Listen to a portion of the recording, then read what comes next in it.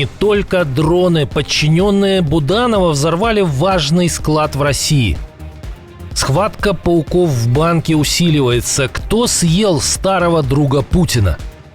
В соцсетях обсуждают смерть могущественного президента. Он не показывается несколько дней. Вместо Вагнера в Украину приедут другие ЧВК.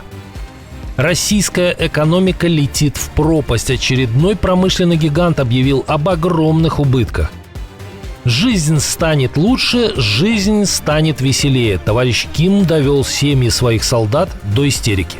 И многое другое. Самые важные и срочные новости, эксклюзивные подробности. Вы смотрите информационный выпуск «Нехта». Оперативно о событиях в Украине, России, Беларуси и мире. Раньше и понятнее других. Все, что нужно знать сегодня.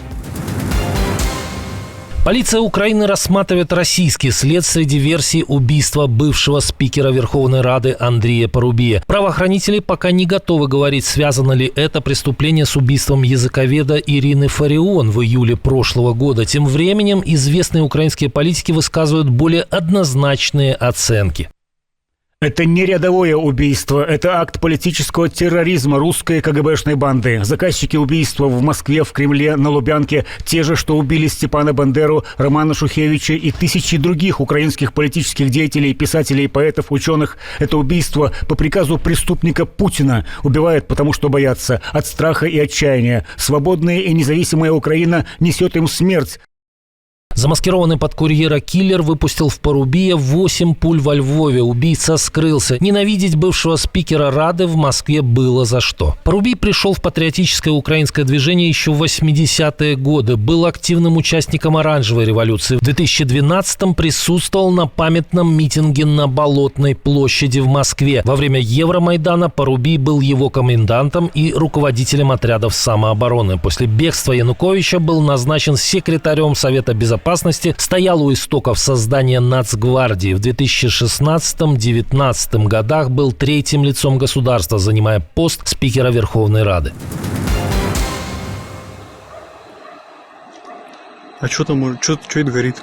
Известная пословица советует не ездить в Тулу со своим самоваром, но про непосещение склада пороха в одноименной области со своей взрывчаткой нигде не писали. В Главном разведывательном управлении Минобороны Украины отчитались об очередной удачной операции. На этот раз бойцы ГУР нанесли удар по подземному складу взрывчатых веществ на территории ОАО «Алексинский химический комбинат» в Тульской области. По данным ГУР, на складе хранился пироксилиновый порох, который используют в боеприпасах для стрелкового оружия, артиллерийских систем и отдельных ракетных двигателей. Местные жители сообщили о громких взрывах, которые потрясли окрестности, после чего на место прибыли пожарные и кареты скорой помощи.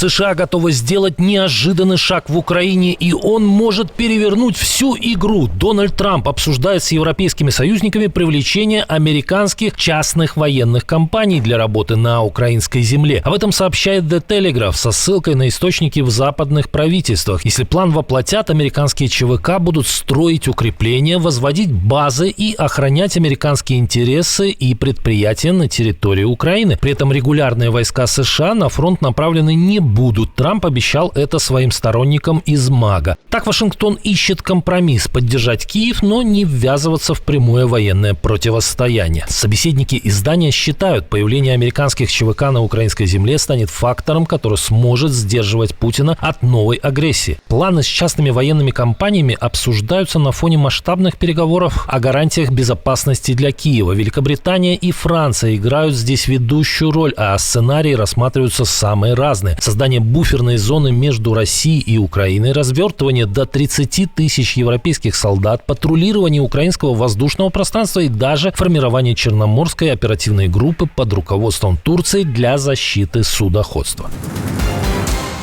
В Кремле готовятся к перестановкам, которые могут потрясти саму администрацию президента. Владимир Путин задумал уволить единственного высокопоставленного чиновника, который осмелился сказать «нет» войне. Да-да, того самого, кто выступал за прекращение боевых действий в Украине и за реформы, способные ограничить полномочия силовых структур. Накануне Путин подписал указ о расформировании 2 управлений администрации по межрегиональным и культурным связям с зарубежными странами и по приграничному сотрудничеству. Оба этих направления курировал Дмитрий Козак, старожил кремлевской команды, работающий с Путиным с 90-х, руководивший его избирательными штабами и контролировавший стройки Олимпиады 2012-го. Источники The New York Times утверждают, Козак единственный в кремлевской верхушке, кто демонстрирует несогласие с войной. Он предупреждал о катастрофических последствиях вторжения еще в 2022-м. Настаивал на независимой судебной системе и контроле спецслужб со стороны правительства. С июля он фактически оказался в опале, лишился реальных полномочий, исчез из публичной сферы, хотя формально остался в кресле. Сейчас часть его функций перешла к первому замглавы АП Сергею Кириенко. Именно он теперь курирует отношения с Абхазией, Южной Осетией, Молдовой, Арменией и непризнанным Приднестровьем. По данным РБК, на место Козака в администрации могут поставить Игоря Чайку, сына бывшего генпрокурора, разбогатевшего на госконтрактах. С марта текущего года Чайка-младший возглавляет Россотрудничество. Новый назначенец обещает быть верным линии Кремля без лишних сомнений и вопросов.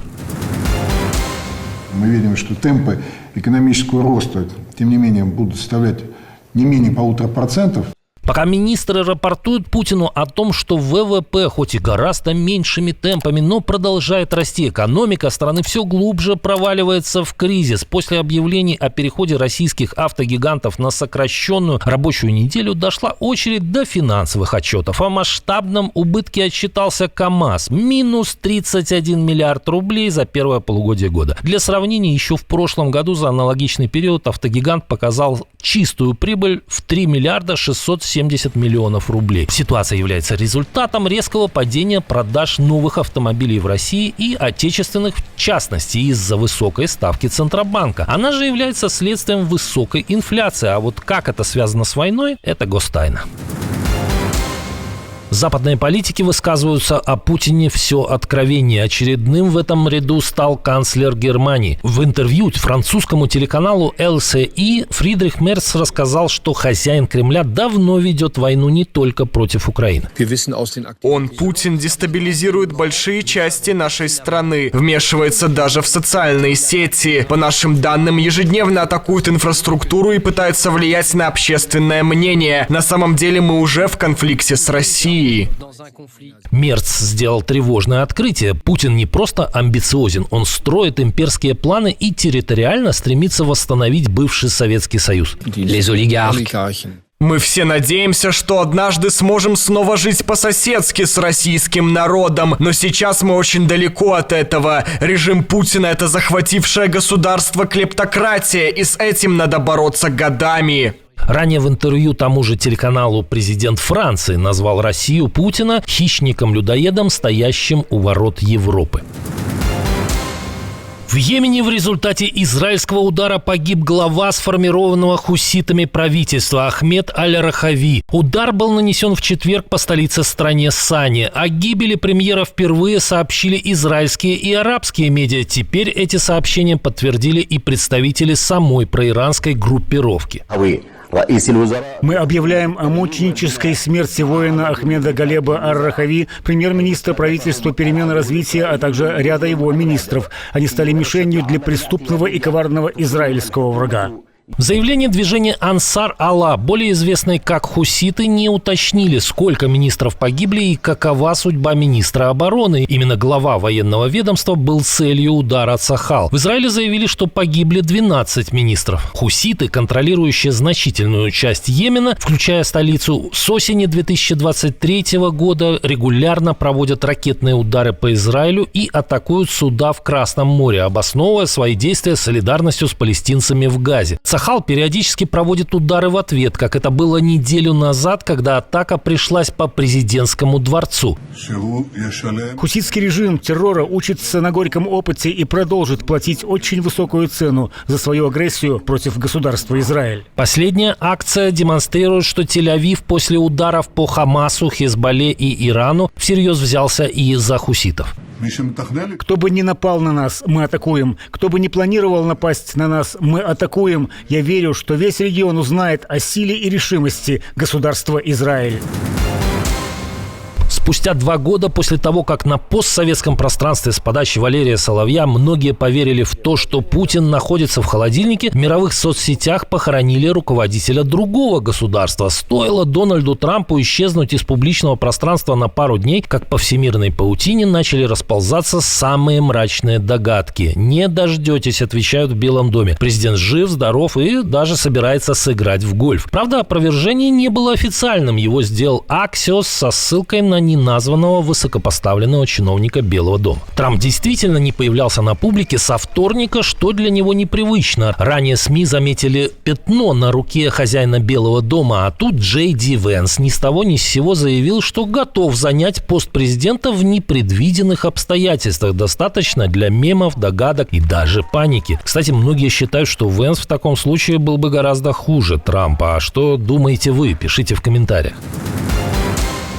Наверное, многих из нас не раз удивляла равнодушная реакция российских женщин на смерть их сыновей и мужей на так называемой СВО. А вот вдовы из КНДР могли бы давать уроки российским. Ким Чен Ын пообещал прекрасную жизнь семьям мучеников, погибших за Россию в войне против Украины. Вождь опять встретился с семьями павших солдат и выразил скорбь в связи с тем, что не смог спасти драгоценные жизни павших. Ким должен встретиться с Путиным в Китае на военном параде, который состоится в честь капитуляции Японии во Второй мировой войне. Это будет их 3-я встреча за 2 года. Обе страны публично не раскрывают масштабы участия и потерь. По оценкам разведок, они могли составить около трети из 12-тысячного контингента, отправленного в Курскую область осенью прошлого года. Отдельное спасибо, что смотрите, досматриваете до конца, и спасибо за доверие. Жду ваших развернутых комментариев, лайков и репостов. Это важно, чтобы нас становилось больше.